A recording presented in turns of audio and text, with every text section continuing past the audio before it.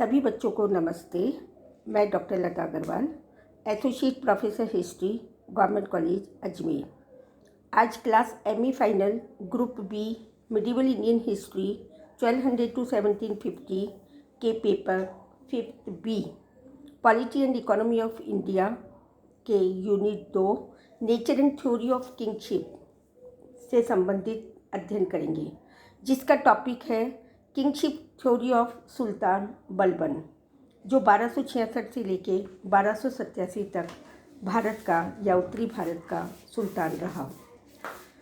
बच्चों, मध्यकालीन भारत दो भागों में विभक्त है, एक तो सल्तनत काल और दूसरा मुगल काल।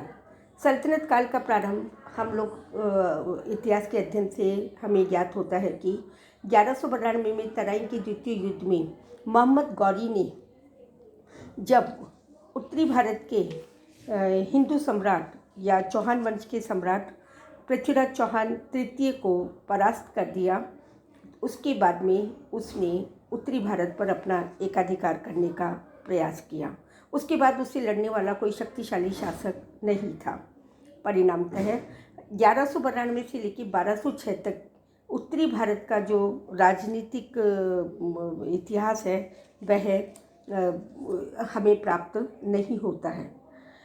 कुतुबुद्दीन ऐबक, जो मोहम्मद गौरी का सुल्तान नहीं था, एक गुलाम वंश का व्यक्ति था और वह एक कर्मठ विश्वसनीय सेनापति था मोहम्मद गौरी का। मोहम्मद गौरी ने विवाह नहीं किया, इसलिए उनके कोई पुत्र नहीं था। परिणामतः 1204 में मोहम्मद गौरी गौर प्रदेश की ओर लौट जाते हैं और भारत पर कुतुबुद्दीन ऐबक छोटे छोटे राज्यों को विजय करने में व्यस्त हो जाते हैं और 1206 में अपने आप को स्वयं को सुल्तान घोषित कर देते हैं और अपनी राजधानी दिल्ली को बनाते हैं। इस प्रकार 1206 से लेकर के 1210 तक कुतुबुद्दीन ऐबक शासन करते हैं और उसके बाद में इल्तुतमिश उनका दामाद आता है और इल्तुतमिश के बाद में रुकनुद्दीन फिरोज शाह आता है, सुल्तान रजिया आती है 1236 से 1240 तक। उसके बाद में 1240 से 42 तक बहराम शाह आते हैं, अलाउद्दीन मसूद शाह 1242 से 46 तक, नासिरुद्दीन महमूद 1246 से 1266 तक आते हैं और उसके बाद में गयासुद्दीन बलबन, जो एक गुलाम वंश का था। हम देखते हैं कि 1206 से लेकर के अप्रैल 1526 तक का शासन सल्तनत काल के नाम से जाना जाता है और 1526 से लेकर के 1707 तक औरंगजेब के समय तक की मृत्यु तक वह मुग़ल सम्राट या मुग़ल काल के रूप में जाना जाता है। 1207 से लेकर के 1857 तक जब ब्रिटिश सरकार ने प्रारंभ में मराठों ने दक्षिण भारत में और उत्तरी भारत में और ब्रिटिश सरकार ने अपना स्वामित्व या ईस्ट इंडिया कंपनी ने प्रारंभ किया भारत की राजनीतिक सत्ता को हथियाने का। सल्तनत काल के अंदर बच्चों कुल 5 वंश हुए। गुलाम वंश, जो 1206 से लेकर के 1290 तक चला। उसके बाद में खिलजी वंश, जो 1290 से लेकर के 1316-1320 तक चलता है। उसके बाद में तुगलक वंश 1651-55 तक चलता है। उसके बाद में सैयद वंश और अंततः लोधी वंश। इब्राहिम लोधी और मुग़ल सेनापति या अफ़गान का सम्राट बाबर के जहीरुद्दीन बाबर के मध्य पानीपत का तृतीय युद्ध प्रथम युद्ध होता है और उस प्रथम युद्ध में इब्राहिम लोधी परास्त होता है। अंततः भारत में, उत्तरी भारत में सल्तनत काल के शासन का अंत होता है और बाबर की विजय होती है। वह काल मुग़ल काल के नाम से जाना जाता है। अब हम अध्ययन करते हैं किंगशिप, मतलब राजत्व का सिद्धांत। राजाओं ने अपने आप को दैवीय अधिकारों से परिपूर्ण मान लिया। वो अपने आप को देवताओं का प्रतिनिधि मानते थे और कहते थे हमको देवताओं ने भेजा है सम्राट बना करके, ईश्वर शक्ति हम में है, हम तुम्हारे पर शासन करेंगे।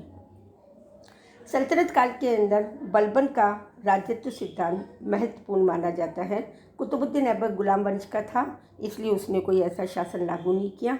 इल्तुतमिश भी ऐसा कार्य नहीं कर पाया। हालांकि उसने राजत्व सिद्धांत आवश्यक रूप से निर्धारित किए, 40 गुलामों का दल बनाया, परंतु बलबन का राजत्व का सिद्धांत कठोर था, क्योंकि उसका साम्राज्य भी विस्तृत और हो चुका था। ताज की गरिमा को पुनः स्थापित करने के लिए बलबन को राज्यत्व के नए सिद्धांत को प्रतिपादित करना पड़ा, और वह सिद्धांत उसका विश्वास था सुल्तान में ईश्वरीय शक्ति विद्यमान रहती है। हजरत के बाद सुल्तान का पद ही सर्वोपरि होता है। इस सिद्धांत के पीछे उसका मूल उद्देश्य एक सर्वप्रभुत्व संपन्न स्वेच्छाचारी निरंकुश शासक की भांति शासन करने की अभिलाषा थी। इसलिए उसने सुल्तान में असाधारण ईश्वरीय व्यक्तित्व को आरोपित कर उसे सामान्य जन से भिन्न ओजपूर्ण व्यक्तित्व प्रदान किया। धर्म में विश्वास रखने वाली जनता उसके आदेशों का आंख मूंद कर पालन करती रही, और उसने इस सिद्धांत का सहारा मात्र ही नहीं लिया, परंतु उसने इसे व्यावहारिक रूप से उतारने का भी प्रयास किया। बलबन के राजत्व सिद्धांत के अनुसार ईश्वर उच्च वंशीय लोगों की शासन सत्ता स्थापित करता है, इसलिए उसने स्वयं को तुरान के प्रसिद्ध राजवंश का वंशज घोषित किया। उसके शासनकाल में उसने उच्च वंशीय लोगों को उच्च पदों पर नियुक्त किया। पारिवारिक जीवन में भी उसने किया, और अपने भरे दरबार में अपने लड़कों की मृत्यु होने की सूचना लिखी।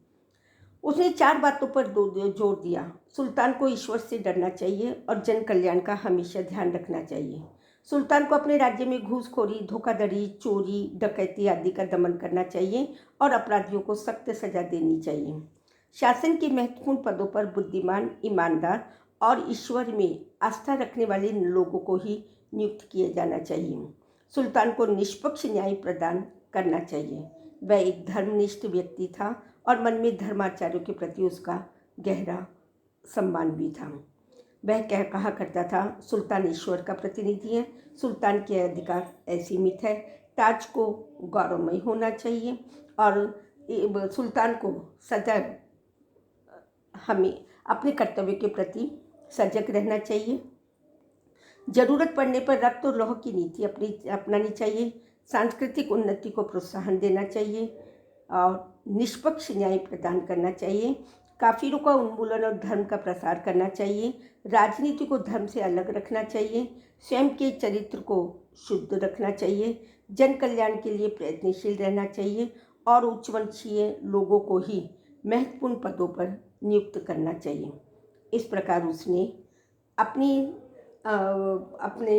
सल्तनत को या अपने साम्राज्य को सुरक्षित बनाए रखने के लिए उसने सर्वप्रथम केंद्रीय शासन को सुदृढ़ किया। इल्तुतमिश ने जो 40 गुलामों का दल बनाया उसे समाप्त किया, जबकि वह स्वयं भी उस दल में शामिल था और उसी दल के माध्यम से वह सुल्तान के पद को प्राप्त कर सका। सेना का पुनर्गठन किया, न्याय व्यवस्था में नए रूप से लागू की, गुप्तचर व्यवस्था लागू की और राज्य की वित्तीय व्यवस्था में तुर्की अमीरों का दमन किया या जो व्यक्ति भ्रष्ट थे उनको सजाएं दी, उपद्रवकारी तत्वों का दमन किया और विभिन्न समस्याओं को सुलझाने का प्रयास किया। उसका कहना था कि सुल्तान का ताज कांटों से भरपूर होता है। इस प्रकार हम देखते हैं कि उसने मंगोल संकट सीमांत नीति को भी समाप्त कर दिया। बलबन के इन प्रयत्न के फलस्वरूप कुछ वर्षों तक बलबन का शासन शांतिप्रिय चलता रहा।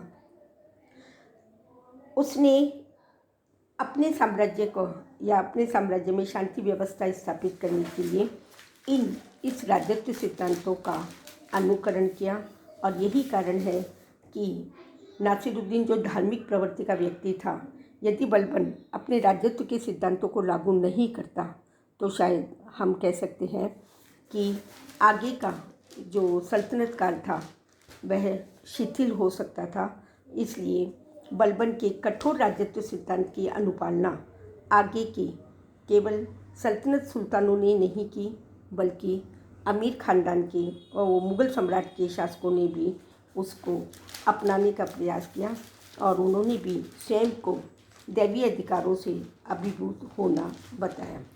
बलबन जितने घोर संकटमय स्थिति में पड़े हुए मुस्लिम साम्राज्य को सुरक्षित ही नहीं रखा, वरन नष्ट होने से भी बचाया। मध्यकालीन भारतीय इतिहास में सदैव उसका स्थान उच्च प्रतीत होता है।